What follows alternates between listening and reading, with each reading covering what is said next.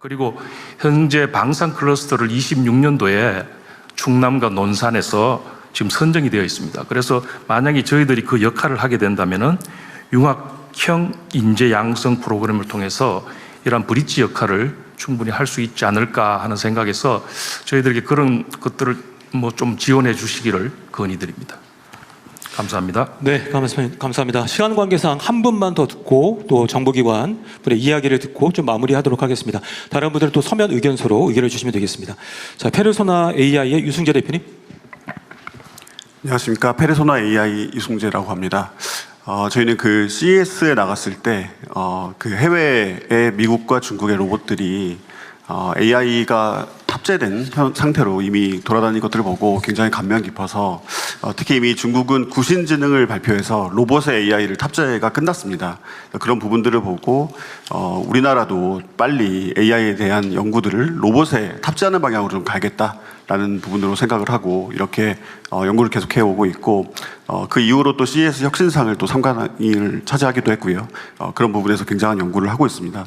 오늘 주제가 신안보입니다. 신안보는 우리가 알고 있는 전통적인 군사 위협이 아니라 이제는 우리가 예측하기 어려운 사이버 테러라든지 그리고 AI 그리고 전염병 같은 부분들까지도 이제 신안보에 포함되는 영역이라고 할 수가 있습니다.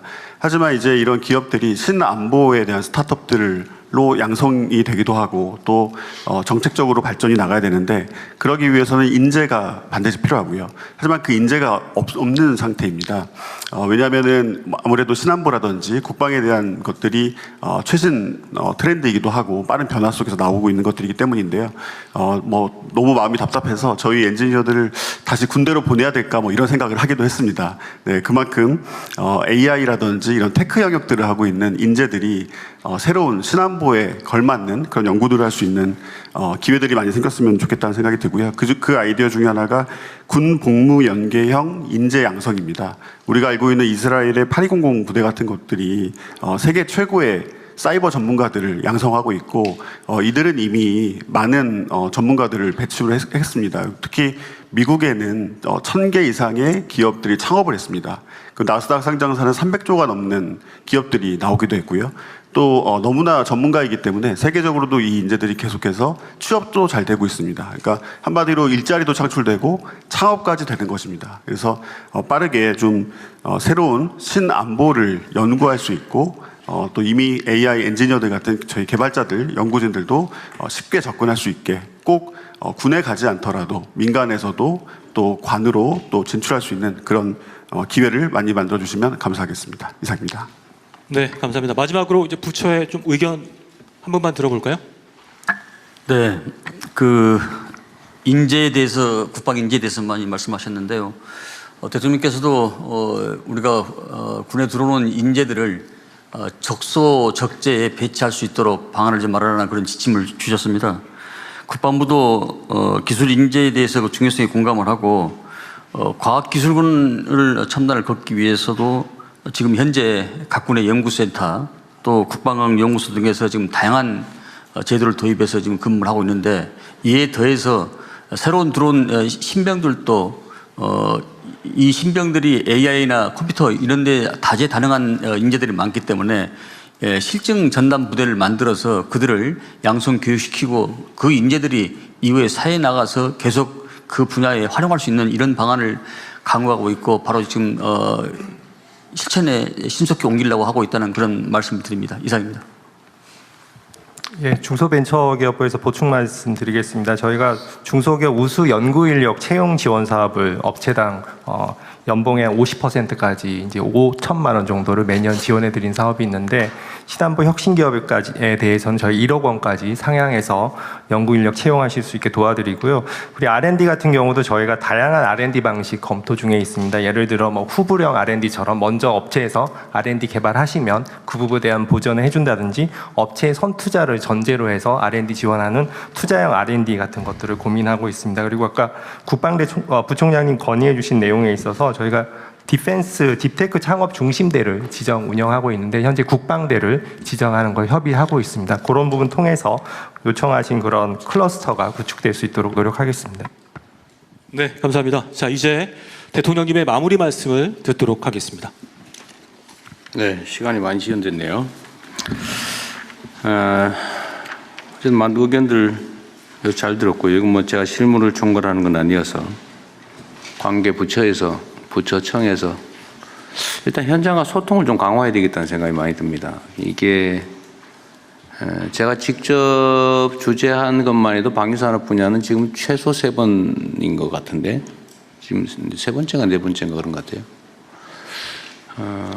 그런데 그 사이에 관련 부처에서 좀 관계된 기업들이나 뭐 연구 전문가들 뭐 좀 얘기를 좀 많이 들어봤으면 좋았겠다는 생각이 좀 듭니다. 당연히 그 전에 소통해서 오해가 있는 건 좀 풀고 또 뭐 지적에 일리가 있으면 수용하고 또 개선하고 그랬으면 좋겠는데 아직도 여전히 서로 정보 부족인 상황이거나 아니면 오해가 있거나 좀 그런 것 같습니다. 우선 뭐 제가 지적된 거 몇 가지 예를 들어서 한번 말씀을 드려볼게요. 군의 휴머노이드 적용 문제는 이건 사실 앞으로 이게 윤리적으로 얘기하기 좀 어려워서 그런 측면이 있는데 앞으로 사실 매우 주력해야 될 부분 중에 하나죠. 인력이 부족하기 때문에 이건 아무래도 말씀하시지 않아도 이건 주력해야 될 한 부분 같습니다. 그리고 국방부에 이게 어쨌든 뭐 조달 업무라고 하는 게 워낙 규모가 크고 그러다 보니까 사실 국방 조달 분야는 부패 사례가 옛날에도 많았고 그러다 보니까 이 부패를 막기 위해서 온갖 안전장치를 하다 보니까 엄청나게 오래 걸리고 복잡하고 그래서 아까 말씀하신 대로 연구 개발하고 시작했다가 승인 날 때쯤 되면 새로운 기술이 개발된 상태일 것 같아요. 특히 첨단 무기 분야 이 부분은 앞으로는 더 심하겠죠. 뭐 6개월, 1년도 사실은 기니까요. 네, 결국은 공직사회의 투명성이라고 하는 게 매우 중요한 요소가 아닐까 싶습니다. 그런데도 여전히 아마도 일종의 기득권이라고 할까? 기존에 공급하거나 거래관계에 있는 쪽에 저항도 사실은 있고 또 공직자들의 소위 적극 행정의 부족 그러니까 혹시 수사 감사 문책당하지 않을까 이래가지고 뭐 옛날에 하던 거 하면은 문제가 없거든요. 새로운 걸 시도하면 문제될 경우에는 자기가 책임져야 되니까 웬만하면 안 하고 싶어 합니다. 어쨌든 이런 공직사회 내에 좀 이런 기득권이랄까 뭐 이런 것들을 정리하기 위한 노력도 각 부처가 좀 더 해야 될 것 같아요. 특히 국방 조달 분야는 특히 더 그러지 않을까 싶습니다. 그리고 저도 똑같은 생각을 한 게 하나 있었는데 이게 이제 예를 들면 드론 같은 경우 저도 상상을 해보면 이 기술 발전이 사실 한 달, 두 달이 다 단계가 다르게 변화하는데 이 완제품을 공급을 해놔봐야 군대에서는 그 한 6개월 지나면 공격 무기라고 해놨는데 방어 무기가 완벽하게 개발돼서 아무짝에 쓸모없는 상태가 되거나 이럴 가능성이 많잖아요. 그렇다고 어디다 중고로 팔 수도 없고 그러면 이제 예산 낭비 문제가 발생하고 그러다 보니까 안 하게 되거나 이럴 수도 있는데 어쨌든 이 문제에 대한 고민도 좀 했으면 좋겠어요. 그러니까 개량형으로 예를 들면 교체해서 본체는 그냥 쓰고 예를 들면 뭐 부품만 뭐 개량한다든지 뭐 이런 방식으로 아까 어떤 분이 얘기한 대로 표준화도 관계가 있겠죠. 그래서 좀 낭비가 적게 좀 하는 게 좋지 않을까. 예를 들면 뭐 장거리 폭탄, 드론 폭탄 같으면 뭐 폭탄이나 이런 본체는 그냥 쓰고 예를 들면 기능만 좀 강화한다든지 하여튼 뭐 이런 방식으로 낭비적 요소를 최소화하는 것도 되게 중요하지 않을까 싶어요. 이 예산 낭비 문제가 있기 때문에. 그리고 아까 전태균 회장이 말씀하셨나요? GPU 활용 기회가 좀 더 있으면 좋겠다 그런 얘기 하셨던 것 같은데 지금 현재 우리가 민간에 개방해 준 GPU가 혹시 어느 정도로 확보됐나요? 아직도 뭐 구매도 많이 못했죠. GPU 지금 국내에 우리가 뭐 장기적으로 26만 장, 단기로는 5만 장 뭐 이렇게 얘기했는데 지금 구매 상황은 제가 알고 있기로는 지금 이 금년까지 해서 한 2만 장 이렇게 될 것 같고 내년 예산에 또 한 1만 장 정도 들어갈 것 같습니다. 그럼 한 3만 장까지는 사실 그것도 속도가 너무 느린 거 아닌가요? 예, 그래서 지금 뭐 재정이 되는 범위 내에서는 최대한 속도를 좀 빨리 하려고 하고 있습니다. 예. 그런데 이것도 역시 행정의 남역상일 수도 있는데 우리가 광주에 무슨 컴퓨팅 센터인가 뭔가 해놨죠. 국가 컴퓨팅 센터가 여기 해남 쪽에 오로 되는 아니 만드는 거 말고 예, 기존에 센터가 있습니다. 기존에 하는. 광주에 근데 있습니다. 그게 제대로 활용이 안 되고 있다더라고요. 뭐 예산 시스템 이상해서라든가. 제가 이번에 좀 다녀왔었는데 지금 활발하게 지금 이제 풀로 활용되고 있어요. 활용이 잘 안 되는. 그한 600장인가 이렇게 있는데 그걸 좀 최대한 기업들한테 나눠주고 이렇게 하고 있습니다. 근데 그게 뭐 시스템에 문제가 있어서 제대로 활용이 안 된다고 하더라고요. 한번 확인해 보시고. 하여튼 GPU 부족 문제는 점점 좀 대규모로 필요할 거 아닙니까? 네. 좀 구매를 필요하면 뭐 우리가 혹시 추경을 하게 될지는 모르겠는데 지금 사실 재원도 추가로 좀 발생하는 것 같은데 이 보완을 좀 해야 되지 않을까 싶네요.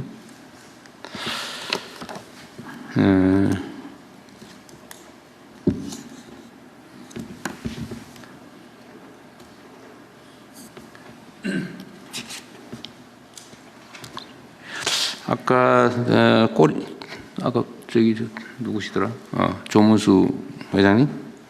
꼬리날개 소재를 개발해서 실제로 제작해서 써봐야 되는데 실패하면 날리는 것 같으니까 안 하려고 그러는데 가능성은 매우 높다. 근데 우리가 돈 들여서 개발할 수는 없다. 지금 그런 얘기잖아요. 예, 그렇습니다. 사실 이래서 이게 예를 들면 이것도 하나의 국가의 기술 자산일 수 있는데 개발에 성공하면. 근데 이런 미스매칭을 해결하는 방법이 기존의 금융이나 또는 지원 방안으로는 어렵은지 모르겠는데 새롭게 시작하면 어려울 게 없을 것 같거든요. 우리가 R&D 예산이든지 뭐 기업 지원 예산이 뭐 수십조인데 예를 들면 이거 개발하는 예산을 정부 어딘가에서 부담을 하고 실패하면 날리는 거고 성공하면 그 해당 부분에 대한 지분을 취득하든지 뭐 보상을 받든지 하는 방법이 있잖아요, 그죠?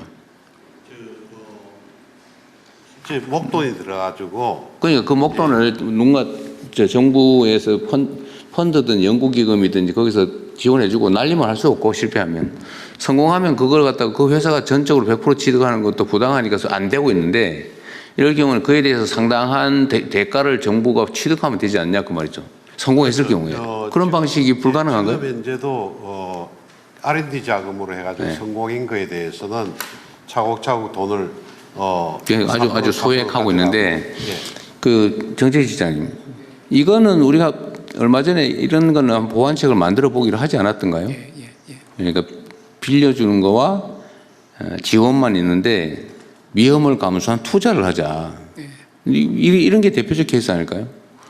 개별 기업은 하긴 어려운데 해야 되긴 하고 실패할 경우는 버리면 되고 지금 뭐 지원금이라 치고 성공할 경우는 그냥 줄 게 아니라 먼저 일종의 몫을 취득하는 거고. 지분 뭐 나중에 성공 시 지분 취득 이런 거를 좀 이렇게 그걸 적극적으로 그랬으면 이 문제는 해결이 됐을 것 같아요. 그런 제도를 지금 더 확대하려고 합니다. 대통령님 잠깐 말씀드리면요. 그 국민성장펀드에서 어제 그 방산업체에 그 투자 결정을 했는데요. 말씀하신 대로 그 미사일 방어 체계를 하는 거를 그 프로젝트만 단위로 해서 한 5천억짜리를 우선주로 그 프로젝트 베이스로 해갖고 거기다가 돈을 투자해서 그 컨셉은 대통령께서 말씀하신 그 실패하면 날리는 거고 성공하면 일종의 의결권 없는 우선주를 받는 거예요? 네, 그렇습니다. 거기 대신 또 민간도 들어와서 정부가 들어가니까 민간 자금도 같이 들어와서 그런 컨셉들은 금융에서 많이 만들 수 있습니다. 예. 근데 가능하면 그걸 소규모라도 많이 하면 좋을 것 같아요. 사실은 우리 조 회장님은 그렇게 문제를 해결했으면 됐을 것 같긴 해요. 그렇게 지원했으면 벌써 다 끝났을 때가 됐습니다. 어쨌든 좀 다양한 방식을 다양화하면 좋을 것 같습니다. 예, 투자하고 R&D든 하든 저런 부분들도 늘려가도록 하겠습니다. 예. 그리고 아까 누가 파블로 회장께서 제안했던 세 가지 중에 하나인데 일종의 안보 특구 같은 지정을 해보자. 이제 위험을 감수하는. 그 예를 들면 무인도 같은 게 제일 좋겠죠, 그죠? 뭐 드론 떨어져도 상관없고, 예, 그럴 수 있을 것 같습니다. 뭐 예. 폭발해도 상관없고. 근데 그럴 만한 이제 무인도를 찾기가 어렵긴 하죠. 다 그럴 만하면 다 사람이 살고 있거나 그러겠죠.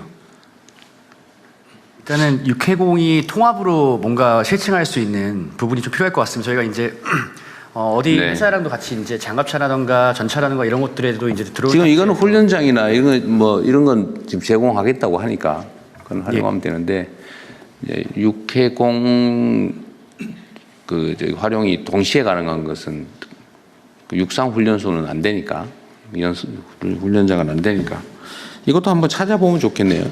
어디 버려진 섬 많잖아요. 뭐 연구를 한번 해보십시오.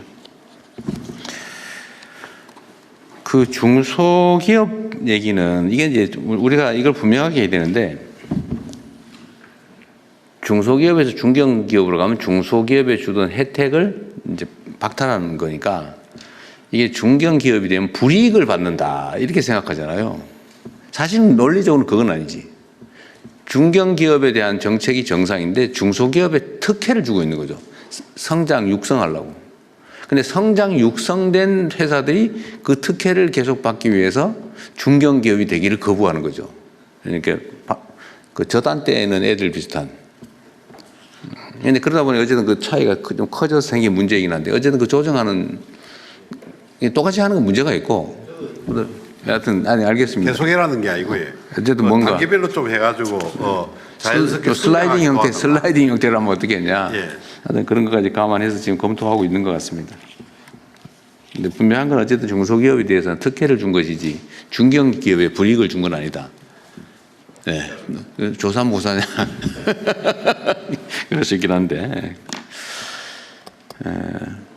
어쨌든 신안보와 관련된 뭐 특수부대 같은 걸 만들어서 그 문제는 어쨌든 아까 국방장관이 말씀하신 것 같네요.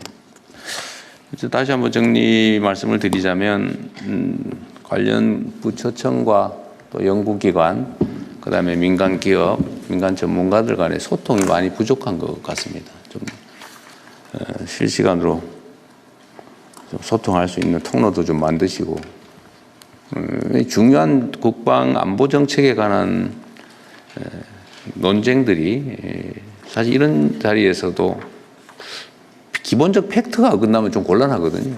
그건 대화를 안 했다는 얘기입니다, 평소에. 소통을 좀 많이 해주시길 부탁드리고, 어쨌든 우리 앞으로 대한민국의 주요 산업으로 이제 이때까지 방위 산업에 주력했다면 이제 첨단 안보 산업, 여기도 주력해야 될 부분인 것 같습니다. 상당히 가능성이 높다고 생각해요. 우리 기술 수준도 높고 인프라도 그런 대로 괜찮은 편이고, 또 우리 연구 인력들도 상당히 우수하고, 또 연구 개발 예산도 상당한 규모이기 때문에 하기에 따라서는 상당히 새로운 영역을 개발할 것 같습니다. 어쨌든 긴 시간 고생하셨습니다. 고맙습니다. 네, 감사합니다.